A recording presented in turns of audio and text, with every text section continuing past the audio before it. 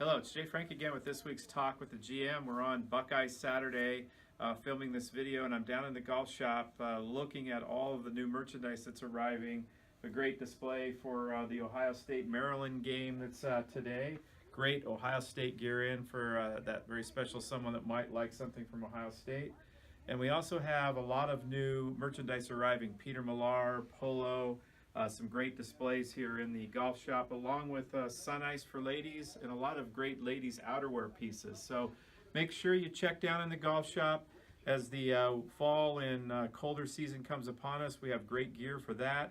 New items arriving daily, and I know that Ryan will be putting some of our summer gear on sale here very quickly. So make sure you check out what's in the golf shop. We're going to go outside in a few minutes, get a couple of professional tips from Evan Hartnett, our assistant golf professional. But we hope to see everybody out at the club. At the end of the video, I'll also show a little quick snippet on greens aerification that'll be coming up here very soon at the club, and why we do that at Columbus Country Club, and what it does for our course and our greens. So enjoy this week's video. Stay tuned for Evan's tips. Hi everyone, Evan Hartnett here, assistant golf professional here at Columbus Country Club. Today we're out on the range and we're going to work on kind of the basics. So we have grip, aim, stance, and posture. These things are kind of the building blocks of any good swing. Any good golfer is going to have very good grip, stance, alignment, and posture. So first we're going to talk about the grip. Lots of different grips as far as interlocking, overlapping, different things that you can kind of work on individually. But a good grip kind of has both thumbs wrapped right down the middle of that shaft. Kind of a stronger grip that you can hear sometimes on TV is when they get kind of overlapped, or if they kind of sit back. So a good standard grip to work on and to start with is thumbs right down the shaft.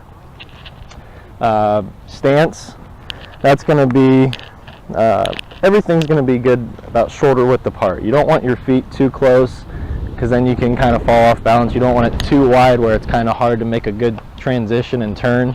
So start with shoulder width just to get a good balance. Next we'll do alignment. So here I'm going at that green. So I try and get behind the ball, see where my target is, and then line up everything, make sure that my feet are square to my target, my hips and my shoulders. That way I know everything is going right at where my target is. Last thing is posture. So a good posture, again, it's going to go back to kind of your stance, so shoulder width apart, and we want our back on a pretty straight line. If I could use a shaft or anything there, I don't want a big curved back. I want something pretty straight and just a slight bend in the knees, and almost like you're sitting on a stool in a way, just to have that nice posture, nice athletic position so you can make a really good transition.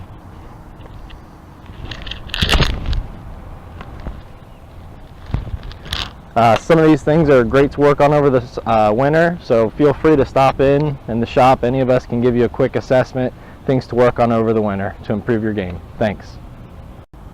Hi everyone, lesson 2 today. So next part we're going to work on something that I see kind of a lot in lessons, junior lessons, anything that a lot of golfers kind of tend to do, and we're going to try and work on getting you hit it a little bit better here. So one big thing that I see everybody do is not quite finish their follow through, and what I mean by that is letting your hands go all the way out towards your target and finish up nice and high. A lot of times I see them kind of keep your hands here and you almost fall back in a way. Now I always relate it to throwing a baseball or a football. When you see a good player throw, they don't fall backwards and throw it, they go out at their target. Same idea in golf. You want to finish out at your target, up nice and high, and get your extension. Out this way, up nice and high, okay? Where if you do tend to fall back, you can catch it back behind the ball, and it's going to kind of lead to a slice or kind of a chunk shot in a way. So really try and feel like you're staying forward and in front of that ball all the way through your extension. Thanks. Hello, I'm back out on the golf course over on the par 3 area, and just wanted to show members a little preview of what's coming up for the championship course with greens aerification, and why do we do that, how often do we do that, and what's the impact to the golf course. Greens aerification is done generally twice a year, in the spring and the fall, and it allows us to take and really recreate the underside of the green surface. Put a lot more sand and material down. As you can see on the green here, you'll see sand. Once we open up the holes, we put sand down. Sand infiltrates the holes and helps us get through the layer on the greens that creates these great, fast, smooth putting surfaces. Also allows for drainage, and members will always know greens will hold water but then quickly release water because they're so sand based. So greens aerification's a requirement that all golf courses must go through in order to keep the speeds and the cuts that we like to see on greens. And we'll be seeing that very soon out on the golf course. As soon as we get through this weekend, we'll begin the process out. We'll start with greens, then go to tees, and then eventually go to fairways. So be patient as JR and his crew takes great care of our golf course, and you'll begin to see some of this starting to appear out on the golf course itself. This is the practice areas over on the par 3 course and in the green nursery that we've already aerified and top dressed. So again, be patient with us as we get through this in the fall, and hopefully greens will be back to putting great in no time at all. Hello, it's Jay Frank again with this week's Talk with the GM. As we wrap up this week, we're focused on a few things coming up here at the club. Sunday brunches are starting up in the month of October. We do have one on the 15th and again on the 12th of November. Make sure you make plans to come out and have a great Sunday brunch. Chef Raywick and his team will have some fantastic foods. We have our fall festival today, so make sure when you watch the video, come on out later today. It's from 3 p.m. to 8 p.m. Great fun for the kids, hay rides. I think we may even take the kids out to the 11th tee. I got the okay from JR to show members what's going on the new renovation, so it might be kind of fun for the adults even on that hay ride. Also, sushi night coming up on October 18th. We need advanced reservations to make sure it's an all-you-can-eat sushi night.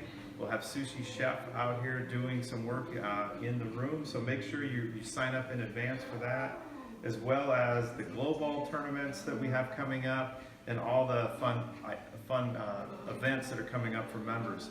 It's not too early to make your reservations for Thanksgiving and Thanksgiving to-go orders. Those are live on the website. You can look and make your to-go orders or a reservation.